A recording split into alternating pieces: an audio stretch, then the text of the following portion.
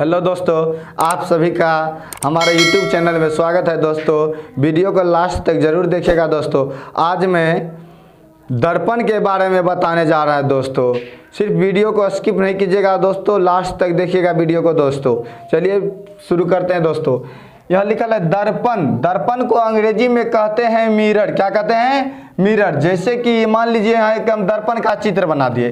जैसे कि दर्पण बहुत तरह का होता है। मान लीजिए कि हम साधारण दर्पण बना लिए हैं। दर्पण मान लीजिए कि यहाँ हम बना दिए, जैसे कि यह दर्पण है। अगर एक भाग जैसे हम इसको पॉलिश किए हुए भाग को झाँप देते, अगर इसमें चेहरा देखेंगे ना तो इधर से उधर झलक जाएगा, तो वह दर्पण नहीं कहलाएगा, वह शीशा कहला जाएगा। कोई भी शीशा कह सकते उसको। शीशा भी बहुत तरह का होता है, जिसमें कि हम यहाँ एक भाग रजित कर दिए हैं इसका। अब ये दर्पण हो गया। तो अब इसमें अगर हम चेहरे को देखेंगे तो चेहरा वापस लौट जाएगा। दोस्तों चेहरा वापस लौट जाएगा। दर्पण कहते किसे हैं? तो दर्पण कहते हैं वह चिकनी और चमकीली। चिकनी का मतलब हुआ कि एक भाग उसका रंग दिए तो चिकन हो गया, और चमकीली का मतलब हुआ कि वह लाइट मारता है, चमक रहा है। धूप में जैसे देते हैं चमक जाता है, रोशनी में चमक जाता है, उसी को कहते हैं चमकीला। चिकनी और चमकीली सतह। सतह मतलब होता कोई इसका भाग, सतह जिसका एक भाग रजित अवश्य हो। रजित मतलब रंगा हुआ, एक भाग रजित अवश्य हो, उसे दर्पण कहते हैं। और दर्पण को कितने भागों में बांटा गया है, यह प्रश्न अगर पूछेगा तो दर्पण को बोलिएगा कि 3 भागों में बांटा गया है। जैसे कि किसी के घर में दादा होता है या पप्पा होता है, उसको 3 पुत्र हो जाता है, तो इसी तरह दर्पण को 3 पुत्र था।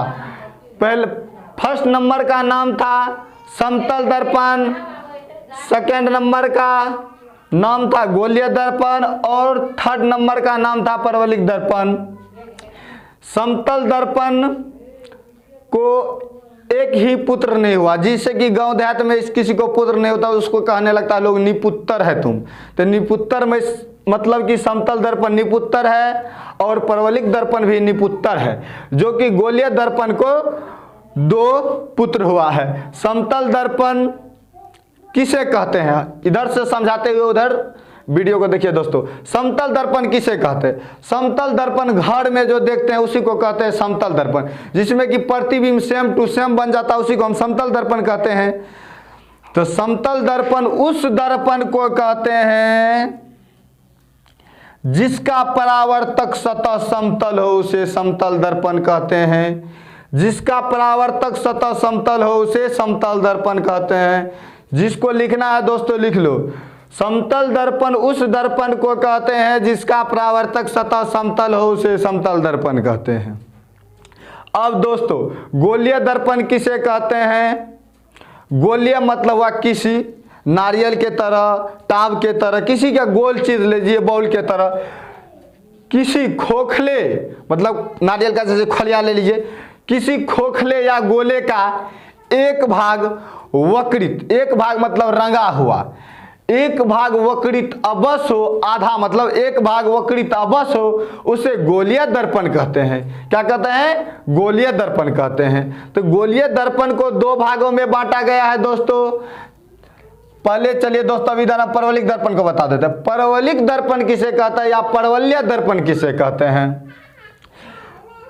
जो दर्पण पूर्णतः गोल नहीं हो उसे परवलिक दर्पण कहते हैं या परवलय दर्पण कहते हैं। दोस्तों परवलिक दर्पण किसे कहते हैं, अगर पूछ देगा कोई तो उसको जवाब दे दीजिएगा।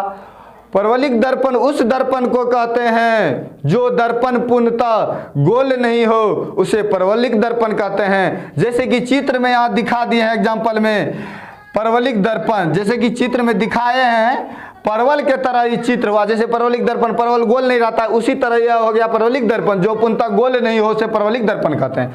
गोलीय दर्पण का भी परिभाषा दोस्तों बता दिए हैं। अब गोलीय दर्पण को कितने भागों में बांटा गया है? तो 2 भागों में बांटा गया है। एक हुआ उत्तल दर्पण, एक हुआ अवतल दर्पण। उत्तल दर्पण को अंग्रेजी में कहते हैं कॉन्वेक्स मिरर, और अवतल दर्पण को कहते हैं कॉनकेव मिरर। दोस्तों चलिए दोस्तों, अब इसमें बहुत विद्यार्थी घबरा जाता है कि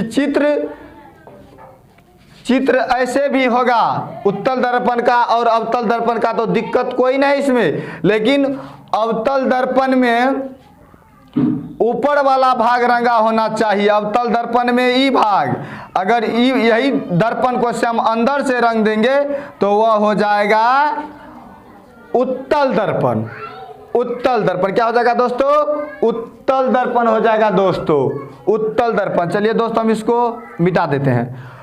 अब दोस्तों उत्तल दर्पण किसे कहते हैं और अवतल दर्पण किसे कहते हैं दोस्तों, हम बताने जा रहे हैं। उत्तल दर्पण कहते हैं जिसका परावर्तक सतह उठा हो उसे उत्तल दर्पण कहते हैं, और जिसका परावर्तक सतह धंसा हो उसे अवतल दर्पण कहते हैं। चलिए दोस्तों एक बार हम रिवाइजिंग फिर करवा देते हैं इसको। पूछ देगा उत्तल दर्पण किसे कहते हैं?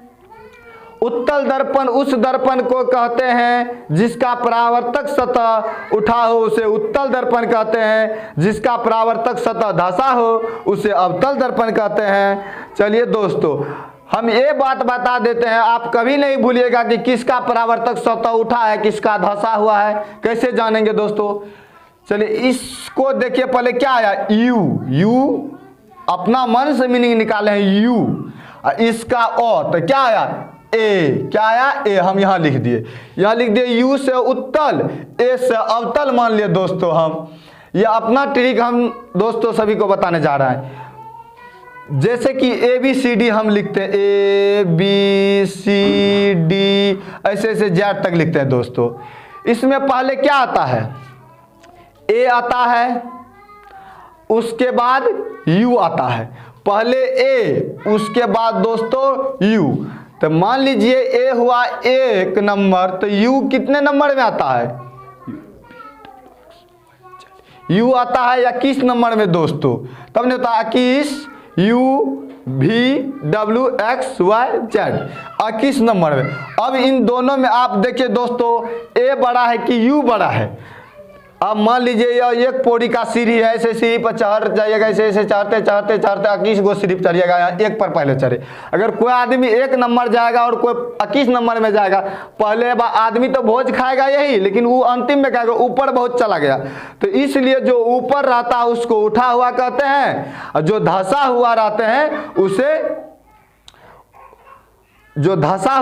उसे हम कहते हैं अवतल दर्पण। जो उठा हुआ रहते हैं उसे कहते हैं तल दर्पण का परावर्तक सतह उठा रहता है और अवतल दर्पण का परावर्तक सतह धंसा हुआ रहता है। जैसे कि चित्र में दिखाया, बहुत विद्यार्थी पूछता है कि नीचे से पॉलिश क्या होता है? धंसा हुआ।